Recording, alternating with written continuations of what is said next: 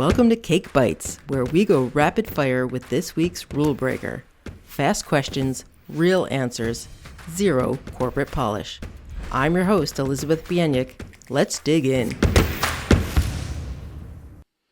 All right, we've got Josh Thomas here for Cake Bites. Josh, you ready to start? Yeah, I'm ready. Give me the All cake. right, let's do it. Firstly, when you were a kid, what did you want to be when you grew up? I was pretty convinced that I wanted to be a doctor or an Air Force pilot because that seemed really cool for, like 12-year-old me. Nice. What's a common myth you'd like to debunk, or one thing you wish everyone understood about the line of work you are in? So I place virtual assistants. A common myth is the majority of agencies out there go to the Philippines and they will find the cliche of this, shy little girl that's sitting in some village somewhere, and she's just very passive and, agreeable and is afraid to ask you questions. Like, we've all heard those stories of these bad experiences, and there are a lot of them. But the myth that I want to debunk for anybody that hasn't spent much time outside of this country, first of all, we don't recruit from the Philippines. We recruit mostly from Central America. Time zone alignment is better, Western business culture alignment, and they're just used to hard work and doing what needs to be done. But the myth I want to debunk is one that I had to debunk myself, which is people in other countries can have college degrees and professional experience and perform the work that you need done just as well, if not better, than anybody that you might hire locally. And they can do it at 70% less than what you would pay if you hired somebody down the street. And so the biggest myth for me is, hey, if it doesn't require a physical presence or you manipulating a physical object, you are 9 times out of 10 better off delegating that to somebody international, because you save money. And as long as you have the right structure in place to manage and monitor them, then it's going to be the best move you ever made. Nice. What's one thing about what you do that most people would find hard, annoying, unpleasant, but you find satisfaction doing it?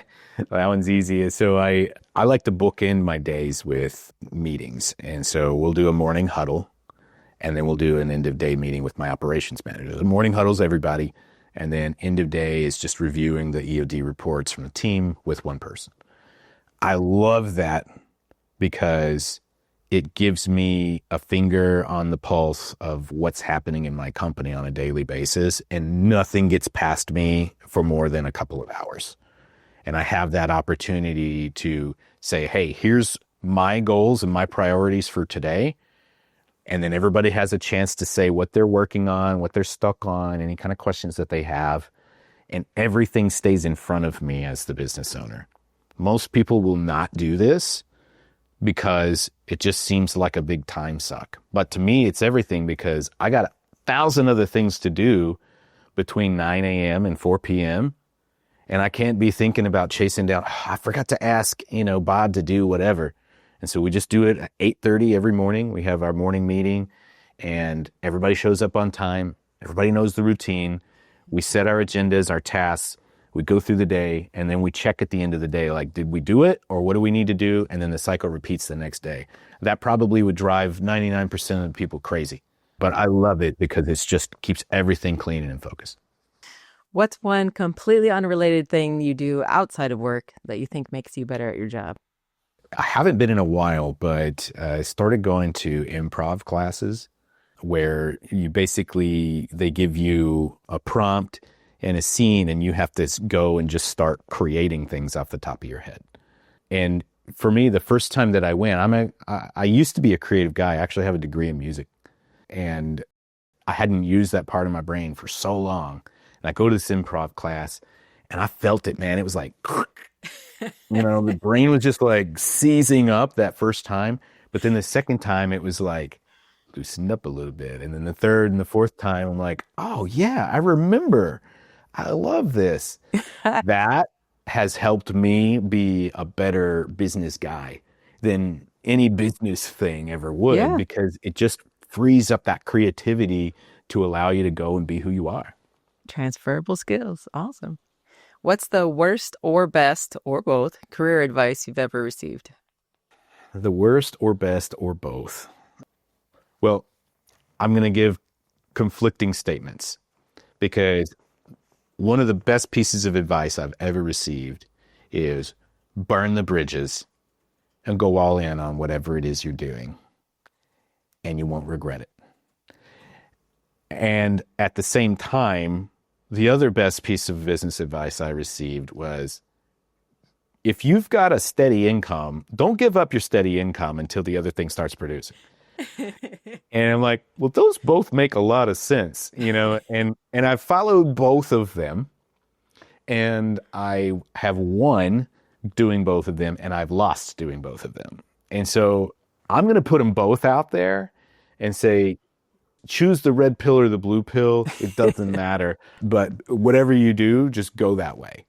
Because as long as you keep going, then it's going to work out regardless. And you may lose a lot of money in the process and have to move out of your house and, blah, blah, blah, divorce. But you'll figure it out. Details. What's one thing you've recently learned about yourself? One thing I've recently learned about myself, we had a conversation in our morning meeting one time that there was, over the last couple of years, there's just been like some weird challenges that we've navigated as a team. And we keep showing up, I keep paying their salaries, we keep covering the bills, and we figure it out, right? And at one point, I remember going to one of our morning meetings and saying, guys, we are basically like cockroaches. Like, the nuclear holocaust cannot kill us. And they all of them were like, oh my God, you're right. It was like this catharsis with all of us, because it was just like challenge after challenge after challenge and like existential threats. I made that comment and I'm like, I think we're immortal. And they're like, dude, we're totally immortal, and I was like, it was just this realization that, like, as long as you keep getting up every day, you're going to be all right, man. You'll figure it out. That's fantastic. All right. What piece of advice would you give your younger self? Oh, I've thought through this many times. There's a vivid vision of myself in my high school graduation robe.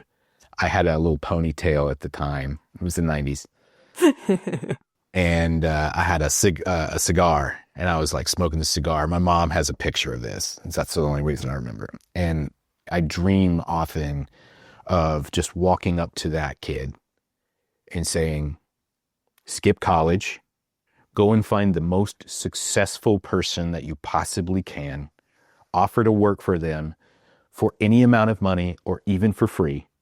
Write down everything that you learn and ask as many questions as you can until you're ready to go out there and copy exactly what you just saw and replicate those results, and then take it from there. It's a reason apprenticeship has been around for a long time, huh? If I could go back to that guy, that's what I would say. Also, buy Google. Fair enough. What do you do when you're in a funk or not where you mentally need to be to attack your day? It's I don't have any like rituals or anything like that. I used to, taking a walk and all that stuff, but I could tell you I have that. It'd be disingenuous. What I really do more than anything else is I sit down consistently every day and I just do the things that I need to do. And there's like this, sometimes there's pain, there's distraction, there's all of these things, but there's something about that routine of just sitting here. I'm at my little desk in my office, and just I'm going to sit down every day and I'm going to do the work that I need to do. And there's something that happens in your brain where you just it switches off all of the outside stuff because of the routine, and just replicating that over and over and over again. It's just like I'm in these weird alpha wave state where it's just nah, I'm just going to do the work. It's fine. I don't know if that's good or if I have brain damage or something, but that seems to work for me. Is I just sit down and I do the work. All right. Do you have a favorite quote or mantra? A favorite quote, the one that comes to mind is Will Smith in his book. He says 99% is the same as 0. If you're going to do 99, just go ahead and stay home. That's good. Sobering. How do you pay wisdom forward? For me, it's all about putting them into an environment where they're empowered to flourish and succeed at their own pace, but within the confines. Like the thing that I wish that I had for the first 10 years of this journey was somebody to say, no, don't go over there, stay here. Nope, don't go over there, stay here. But still allow me to be me and explore and figure things out.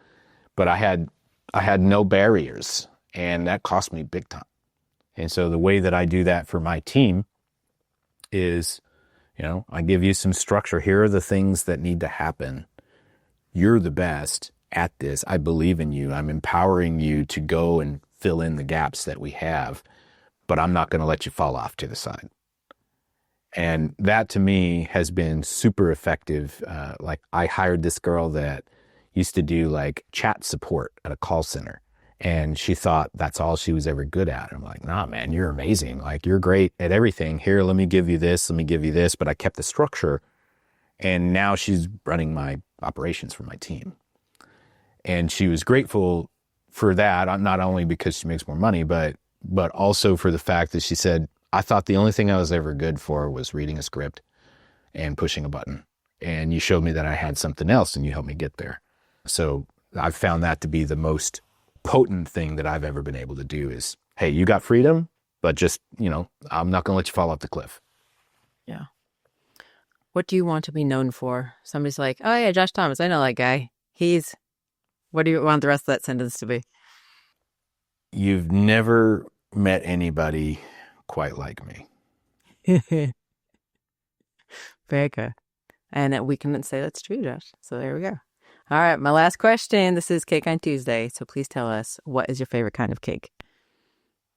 Oh man, the birthday butter cake with that buttercream icing on top.